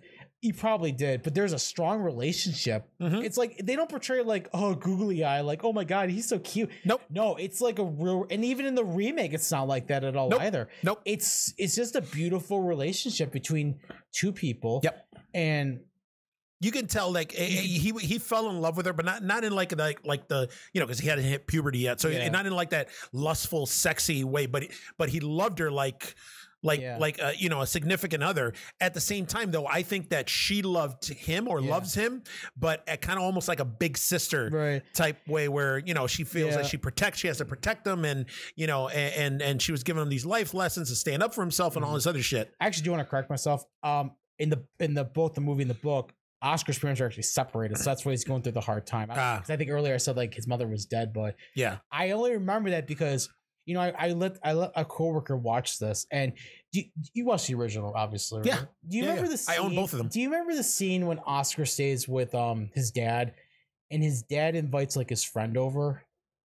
Yes. For some reason, my coworker, I never noticed it till my coworker pointed it out. She thought that was because like Oscar's dad was gay, because he paid more attention to him than Oscar. Like Oscar wanted to spend time with his dad. So I don't know if that's true. I read the book. I didn't even think about that. I didn't either till that was pointed out, because they were getting drunk and he was making like the googly eyes and everything. Yeah, yeah. It's never written like that in the book though. But So it's never alluded to at all. no. But the one thing in the book compared to the movie is like, you know how Virginia had like her whole crew of people. Yes. There was another whole subplot of that, and they make some very interesting, like a very interesting story together. Which I'm okay that they didn't put it in the movie, but Yeah. you know, if anyone's a big book reader, you should definitely check out the book for sure. It's one of my favorite books. It's a good book. It's a good read. It's long, but the payoff is everything about this whole story is just payoff is just well. Yeah. I mean, I can't express enough like how great this is. Agreed. This is It's a great one of movie. my favorite Nice. horror movie. It's one of my favorite movies in general. Like, Yeah. top 10 easily. That's awesome. Yeah. That's awesome. Now I got two more movies to talk about. I'm gonna save for honorable mentions anyways. The three that I talked about were my three favorites thus far in terms of foreign horror. In terms of honorable mentions, there's one. For some reason, you already mentioned the movie earlier in the program, and it's I don't remember if it was a French movie. It's got to be a French movie. High Tension. Yeah. French movie. Or what's the original title? Was it Hot Tension? The original title. The original movie is technically Intensity. You want to talk about that? Did we talk about this? Intensity. Oh yeah. We did talk about it because that was the name of the Dean Koontz book. Dean Koontz wrote a book called Intensity. They actually did make it into a movie. Mm-hmm. There was later then with John C. McGinley. Yeah, and then there was obviously High Tension came about. Make a long story short, Dean Koontz found out that if you actually compare Intensity, the movie, to High Tension, there's a lot of scene. Oh, not super similar, like almost screen for screen for screen. Oh, you mean like it got plagiarized? Yeah. Oh, it got plagiarized. Yeah. But here's the thing: people were saying, why didn't Dean Koontz sue? He said, and he quotes, he didn't want to be associated with that piece of shit of a movie. He is not a fan of, which, to preach their own. I mean, I like High Tension. Yeah, so do I. I saw it in the theater. I went in knowing nothing about this movie. Me too. Like it was neat. Like the first scene in the movie when the killer goes into the house and literally massacres that whole family. Yeah. I was like, oh shit. And the dog too. Yeah. Oh yeah, that's right. That poor dog. I was like, we're in for some shit. Yeah. And just the whole movie, the way it was filmed. I actually like the soundtrack or the score. I like a lot of the movie. I like the grittiness too. Like, yes. I like a lot of it. A lot of things I like about the movie. Yeah. And then it has that twist. Another movie that did not need a lot of dialogue. It didn't. It doesn't. And that's the thing, I think, with all of our movies you mentioned, except for obviously Let the Right One In, you don't need a lot of dialogue to get your point across in foreign horror movies, which honestly I wish they would do more in America. Yeah. But obviously they're not going to because we're just all talky. We like our talky stuff. We do like our talky stuff. Although you know what, some movies benefit from a lot of dialogue. Yeah, that's true. But I mean, horror movies though. Not horror movies. I should have said it. I meant horror movies. Like, we don't need a lot of talky. We don't. But with High Tension, oh my god, man, I love this movie. Like, and obviously, we've talked about actually High Tension a couple times on the show, and there's a couple of people that don't like it, but teach his own. Everybody has their own opinion on it. But I liked the fact, like a couple of people thought that the twist was stupid. And, they were like, oh, how does this happen? How do they know this with this going on? And I don't want to ruin the twist, although I'm sure most of you who are fans of the show have watched this movie or have seen it. I'm just doing this for the benefit of the people that haven't watched it yet. And again, this is the whole reason we're doing this and reviewing these movies is because what we got going on right now, you guys got a lot of time in your hands. Dig these movies up and watch them. You want to open a book or look at stuff on the dig these movies up and watch them, man, because you will not be disappointed. But High Tension, 2000. When did it come out? 2007, 2008. I want to say. I don't remember. Shit, hold on. I know it was in college when I saw it, so it had to be. Were you 2006 to 2008? Hold on, I'm gonna look it up right now. See, I get free for this. I should have had 2003. Oh my god, I was way off. 2003. Wait a minute. When did it come to the States, though? I know it didn't come here. I don't know, but like every other foreign horror movie, this one's only an hour and 31 minutes, and it's rated hard R too. The way IMDb describes the movie, best friends Maria and Alexia decide to spend a quiet weekend at Alexia's parents' secluded farmhouse. But on the night of their arrival, the girls' idyllic getaway turns into an endless night of horror. That's it, man. That's pretty much that should be it. Boom. You guys should be happy. That shit should be that should fucking hook you right there. Like I said, the movie's got I think it was a neat twist. I appreciated it. Yeah. And it starts off fucking with a bang at the very fucking beginning. And if you guys are fucking like gorehounds and like fucking gore, you won't be disappointed with this one. This is ferocious gore too.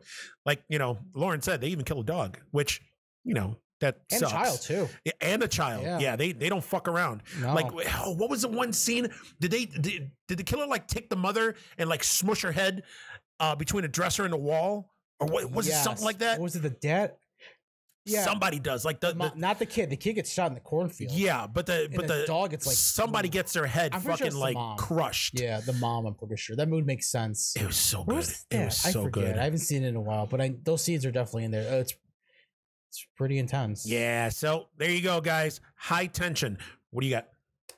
Oh, I thought you had more. Oh no, I got one more movie, but this one I'm gonna leave. This one I'm gonna leave for the end. Jeez, I have a bunch. Let's see. Talked about that. Oh, well, here's a fun one. I watched this actually last night. This was my backup in case you and I had any duplicates. Yeah. But surprisingly we didn't. Sakura versus Kayoko. The Ring O versus Yuan. The Ring versus The Grudge. You heard about this? I've heard of it. It's on Shudder right now. Never watched it. It's on Shudder right now. No shit. So we had Freddy versus Jason. This is basically Javan's version of Freddy versus Jason. There's not much to really talk about this. Basically they have some characters. The girl watches the Ring movie, and then they find this psychic, and he's like, well, in order to fight one ghost, let's put her up against another ghost. And honestly, it's not that bad. It's about 90 minutes, a little over 90 minutes. Okay. It's pretty nice. After just watching it last night, I'm not gonna ruin anything because I know you haven't seen it, but it's definitely worth the gander. Okay. It's not as like Mortal Kombat, I'll say, as Freddy versus Jason. But when you think about it, these characters aren't like that. Yeah. So they do a really good job connecting how you're gonna have Sakura go up against Kyoko. So who is Sakura also the Samara character from the Ring? Okay. I'm saying the Japanese names. Yes. Yeah. And then who was Yuan is Yuan. Yes. Kayoko is the mother. Mm-hmm. They have oh my god, Taisimo. I can't say his name. Taisimo, the little kid. So we're gonna have from The Grudge. We're gonna have the mom and the son. Yes. Going against the little girl from The Ring. Yes. It's definitely. I mean, if it's on Shudder for 30 days, you have time to watch it right now. Just take a look at it. Because I think Shudder. I think it's not gonna go anywhere anytime soon. Because I think Shudder sponsored it. Oh, okay. Yeah. You know what? I wouldn't mind watching that. Now, is it one of those like slow atmospheric movies, or really, is it? I mean, I watched it last night when I was working on my overnight shift, and it didn't drag. It goes. Okay. It's pretty. It doesn't drag for a horror movie. There is talkie. Yeah. But it does. It pays off. The connection really does pay off. All right. You fucking sold me. Yeah. All right. What else you got? I got a bunch more. We talked about Dr. Water. I'm surprised you didn't pick this movie. Do you hear of The Devil's Backbone? I've heard of the movie. I've never watched it. So that's a Guillermo del Toro movie. It's basically a ghost story about how this kid. The Devil's Backbone is Guillermo del Toro? Yeah. No shit. How did you not know that? I don't fucking know, man. I thought I knew all this stuff. I thought you know what? The only movie that I know of him that he made before he made it like huge was Kronos. I've never seen Kronos, but I've heard of it. The vampire movie, yeah. See, he wrote and directed this movie. Okay. It's the film is set in Spain during the final year of the Spanish Civil War. For a 12-year-old boy, Carlos, he goes to an orphanage. after his father died during the war, and basically he discovers like the haunting and dark secrets. Oh, It's pretty. I like it. yeah. I mean, you're not a fan of ghost stories, obviously. So I'm not. I'm not gonna like because you're so stubborn about I am accepting it. But come on, it's Guillermo del Toro. I know, and you know what? I got a huge heart on for Guillermo del Toro. It's from Spain too. Yeah, so now I don't have to fucking read. There's not a lot of fucking Spanish horror movies. You're right. You're right. A lot of Spanish foreign horror movies. So you're right, and you know what? I love Pan's Labyrinth, and Pan's Labyrinth was in that's a beautiful movie too. Oh my, gorgeous movie. Yeah, and that was all in Spanish, and I appreciated that. But yeah, you know what? I got a huge heart on for Guillermo del Toro, so I'll pretty much watch everything that he's made or produced. Because he's the one that's producing that new movie Antlers that's coming out whenever it comes out. It looks great. I can't wait to see that. Looks fucking amazing. Really, but that looks really like gritty and fucking dark. And don't forget, he's got the movie that they filmed here too. Well, Nightmare Alley, Nightmare Alley. Who knows what's going on with Nightmare Alley right now? But it's still going to be good. Yeah. But from what I've been hearing though for Nightmare Alley is that this is going to be Guillermo del Toro's like first. Not horror movie. Normal movie, yeah, almost like a normal. It's like called Nightmare Alley, but it's a film noir. Supposedly, there's not movie, right? Yeah, they're not going to have any supposedly they're not going to have any of these fantastic creatures that he likes to put into his movies or anything like that. He says supposedly, but that's the twist. There probably will be something. Yes, it's probably going to be a big fucking creature fest. I'm guessing it's going to be a ghost story. I could totally see it end up being. Oh, get over yourself. I can't help it, man. Not all ghost stories are bad. Not all ghost stories are bad. You're right. But you know what? With me, with ghost movies, I need some sort of payoff. Like, you know what? You know what's a good ghost movie that I like and it's underrated? Although, you know what? It's not as underrated as I think, because a lot of people, even normies, always bring up this movie is 13 Ghosts, the remake. With Matthew Lillard and... Did you ever see the original? I did see the original. Yeah, I love the original. The original's awesome. But this movie, the 13 Ghosts, with Matthew Lillard and Shannon Elizabeth and what's the guy's name? Tony Shalhoub? The guy who played Monk. And F. Murray Abraham. It's probably because it's a good cast and a lot of people can... Great cast and the ghosts in that movie. Just all 13 ghosts are fucking awesome.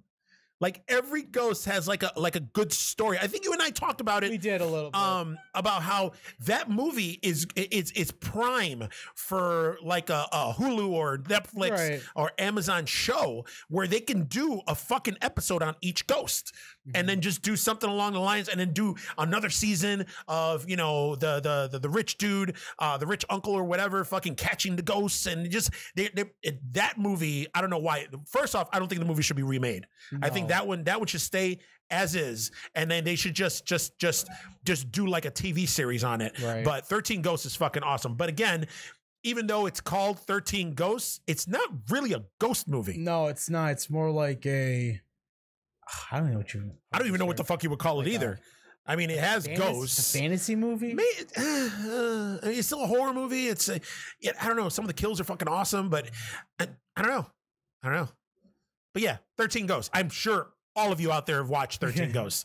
All right. So my last honorable mention that I got here is a movie that I kind of stumbled on last year. We have a local filmmaker that lives here in Buffalo. His name is Greg Lamberson. He puts on a film festival every year called the Buffalo Dreams Fantastic Film Festival. So he invited us last year to come to the festival, watch the screenings of different movies that they were the movies and the shorts that they had going on. I watched I think I ended up watching like 5 or 6 films during that festival. They always, this is my first time going to this film festival, and I guess at the end of the film festival, they always screen a movie that they called their what the fuck movie, their WTF movie. And Greg said that the reason that they filmed that movie or they screened that movie last is because they don't want to lose any viewers or any festival goers, just in case it's not everybody's cup of tea. So the movie that I'm going to talk about that they showed, it was the last movie that they showed of the film fest. Mind you, I think it's a German movie. It's called Vortex. Right now, it's not rated. Also, like all the other foreign movies that we've been talking about, it's only a lean hour and 24 minutes. It's not one of those. It's not one of those American guinea pig movies, is it? It's not an American guinea pig movie. It's basically the director. Like, or no? They had the director on it. Actually, he was at the film festival too. His name is Christoph Karabash, and it's funny. This movie was fucked up. Like, no wonder it was. It ended up getting the WTF award for the festival. Why was it so fucked up? Well, I'm pulling up the IMDb right now. On IMDb, it's got a 7 out of 10. Okay, I don't think it's gotten distribution yet, so it's not out there yet to watch. I know that that Christoph, he's been, before all this happened, the pandemic, he's been out shopping the movie around and going to different film festivals. I follow him on Facebook, and I met the guy, and it's funny because this guy Christoph Karabash kind of has like that Guillermo del Toro vibe, you know, like when you see Guillermo del Toro like in interviews and talking to people, he's like this unassuming, you know, jolly guy. That's how this guy is. So you never think that a guy who's this nice and looks the way he looks comes up with fucked up shit like this. Most of the people do. Like a lot of the nice people you meet in the world, they got. Wait, fucking, like, what's going on in your fucking... That's how they, you know, deliver their anger and how they deliver their stress. It's gotta be. Oh my God. I can agree with that. So this movie, IMDb right now describes it. It's a desperate killer leaves the city behind and meets on his way a mysterious witch who's connected to nature. Thus begins a strange organic relationship between life and death. The only thing that I can say, guys, is that there's nothing that I can say. This movie was ridiculous. And I mean ridiculous in a good way. It's more of like, I don't know if you would call it horror. I mean, I call it horror because there's witches and without ruining the fucking, you know, the movie, vampires and shit like that. That's obviously horror. So it's horror, but it's more in the genre of like experimental movies. So in the genre, what is it classified as technically at IMDb? Oh shit, hold on, let me look it up, because I think like to classify all our movies that we think are horror, but they're not. Oh, you mean like Jaws? You know, I told Eugene that he didn't believe me. We had what was it about? I think like a 10 or 15 minute argument about that. We did. He didn't believe me. Yeah, I didn't believe you. Well, IMDb categorizes it as drama, fantasy, and mystery. Wow. I can see the fantasy part. I can see the drama part. I don't see the mystery in it. But you can see the horror in it too. Like this fucking movie, like it just, there's not a lot of dialogue in it. The first part of the movie follows. No, it's in German, right? The whole thing, obviously.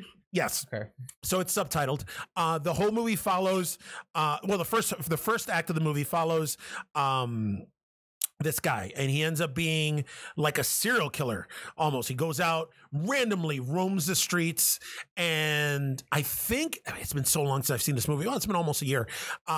He ends up like he carries a knife with him, and then he'll find some random person on the street, and then he'll fucking just fucking kill him. And then go on his very merry way. And he just does that. And he has like this weird fucking this weird like relationship with his parents. Not like an incestual. What do you mean weird? Well, that's what I'm not an incestual relationship, but something close. Is he breastfeeding still? I think there's a scene where he's breastfeeding. Oh, my I think so.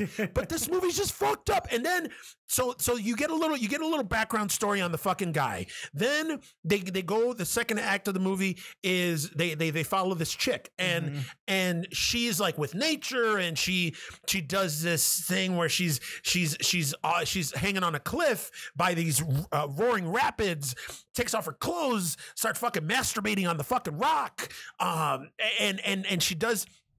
Well, this is when it starts getting a little disgusting. Like she hoards and she keeps her period blood in like mason jars. Or I'm trying to remember the rest. I'm trying to remember this movie. Are you sure this isn't like a Takashi Miike movie? Listen, man, it has Takashi Miike vibes. It sounds like all like Visitor Q, but German Takashi Miike.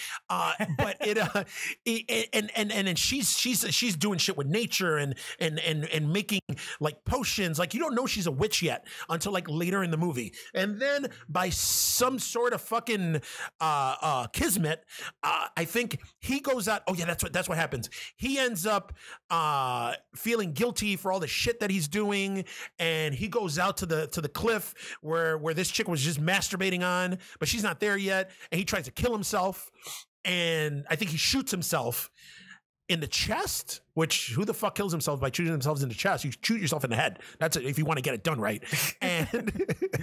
And she finds him. Then she uses her period blood to bring him back to life. Then she's nursing him to health. Then they have this fucking weird relationship going, and it's lots of sex and lots of eating out, lots of oral, and lots of fucked up shit going on. Like there's a lot of scenes where I was like, huh? I can see why. I can see why this is a mystery. And it was just, yeah, and it was just fucked up. And I don't want to ruin like the ending of the movie, but it takes this fucking weird turn. Like the movie isn't weird enough. It takes this little weird turn towards the end, and kind of everybody lives happily ever after. Maybe that's how I'm gonna leave it. So. Like I said, guys, this movie hasn't been out for distribution yet, but once it does, I'll alert you guys. It's Vortex. It's doing the rounds. Well, it was doing the rounds on the festival circuits. Check it out on IMDb. Check out the trailer. Check out the stills. Go see if there's ratings on it. If people have posted reviews about it. You can go on either Vimeo or YouTube. I think it's on YouTube. Check out the trailer. The trailer is fucking batshit crazy. So that's all I got, man. That was the last honorable mention that I got. I have two. Okay. Really and quick, this movie was just ridiculous. But I like it. I mean, honestly, I hope we get invited back to the Buffalo Dreams Fantastic Film Festival, because if I'm gonna be seeing movies like this, I'll go the whole fucking festival. I don't give a fuck. You ever heard a J-horror movie called Infection? Yes. Okay. That was my other honorable mention. Oh, okay. I first saw this on Freenet. What was it called? It was freenet.com. Okay. It's about basically how a patient comes in. He's like all gangly. He's got like this green slime, and the nurse does like I think gives him the wrong amount of dose. Basically, he dies and it's malpractice. And her and other doctors, they try to cover it up. But the strange thing about it is they do this while the head doctor is sleeping next door. Oh. And he overhears it. So then when they burn the body, his curse infects everyone. And in the whole movie, you don't know who's like infected, who's not infected. Oh. It's really like kind of like The Thing almost. Well, here's the thing about The Thing. You know how all the characters and thing, like you knew who was a monster. Yeah. This whole movie, you don't know who's infected, who's not. It's such a mind fuck. Like, I like it a lot because the build up. It's in a hospital. With what's going on now, it's like if you're infected, you're so contagious. Yeah. Social distancing. I mean, I like it. I thought it's definitely one of those movies like you should check out. It's definitely a little more talky. It's another short movie though, but it's another cult classic. I think. My last one. This is my last one. It's another J-horror movie. Okay. I mean, I put all these as honorable mentions, obviously, because my whole list could have been J-horror movies. Yeah. Because we already talked about Tale of Two Sisters, so yes. I picked another one. Suicide Club. Have you ever heard of Suicide Club? Oh my gosh, you are missing out. So apparently, suicide is all the rage in Japan. It's like a fad. What happens is the first opening scene, you see 54 schoolgirls on the subway, and if you guys don't know nothing about Japan, they're really big into their subway station. That's basically their main form of transportation. They all like link hands. They're all singing, and they all say like 1, 2, and 3, and they all jump out. And while this train's coming. Oh shit! Yeah. And then. Do they show it though? Oh, they show it. It's no shit. Like the body's exploding and shit as a fucking train hits them. Oh, it's of course nice. But and then basically the whole thing is like people are committing suicide. I think the reason for this is because in Japan they do have a high suicide rate. Yeah. So I don't know if it's supposed to raise suicide awareness, but apparently the person behind all this is a guy. He's like a pop idol singer. He's called Genesis. he's trying to like bake suicide. Like, I don't know what exactly the motives are, because the thing about J horror movies, not everything is black and white. Yeah. Everything in a J horror movie is like, it's gray, and then there's dark gray, and maybe there's light gray. But honestly, like, I don't want to get into it because I don't remember, but it's definitely a movie you should check out, because it is a little hard to watch, but the payoff for it is just. Now, why is it hard to watch? Because it's slow? Not because it's slow, because or the subject matter. The subject matter, for sure. That's why. I mean, my experience is anything that's slow in an Asian horror movie, the payoff is great. Like A Tale of Two Sisters. Yeah, that is a slow movie to get through. Yes, it is. But that payoff, is well worth it. Oh yeah. But the subject matter, because it's very hard to get through. But I got through it. I thought the payoff was good. I have it. I think it's a good J horror movie. Nice. So that was everything in my notebook. All right. Wow, you got through everything. That's awesome. I'm surprised, yeah. Well, guys, that is it. That's all we got. Damn, man, we're running a little longer than your typical foreign horror movie. We're at just under 2 hours. Hopefully you guys listened to the whole thing. Hopefully you guys enjoyed it. Hopefully you guys are going to take our picks and actually check them out and go on to various streaming apps and check out these movies. We'll be doing this quite a bit. So like I said before, with this fucking pandemic going on, I'm gonna try to put out as much content as I can. I'm gonna try to have as many guests as I can on who are willing to come on, like Lauren here. Thank you very much for coming on. Thanks for having me. Now, guys, drop us a line. Let us know, actually let me know if there's any subject matter in particular you want us to talk about. Let us know, critiques. What do you think about the show? What do you think I should add? What do you think I should take out? Or if we should just leave it as is. Now, you can reach us at terratrio@gmail.com. You can also reach us on Facebook, on Instagram, on Twitter. We are also on the YouTube channel. So you can go on the Beefmaster Network channel and not really watch, but listen to old episodes. We also have other episodes of my other podcasts. We have Table Smack on there, and we have Geeks at Lift. That's actually about it. I mean, we got a Patreon right now, but I'm not going to try to solicit any money from you guys, especially with all this bullshit going on. So leave the Patreon alone unless you don't want to. Then you can give us $1 or $2. I'll appreciate it. And Pat will appreciate it. Pat, I love you and I miss you. So, all right, guys. Thank you, Lauren, for coming on. I appreciate it highly. Well, thanks for having me. I really appreciate it. And obviously we're going to have you back again. And for everybody else, thanks for listening and stay safe, guys. Remember, social distancing and all that stuff. So for the Terror Trio, Lauren's here. I'm here. We're gone. Tune in next time. Love you. Bye.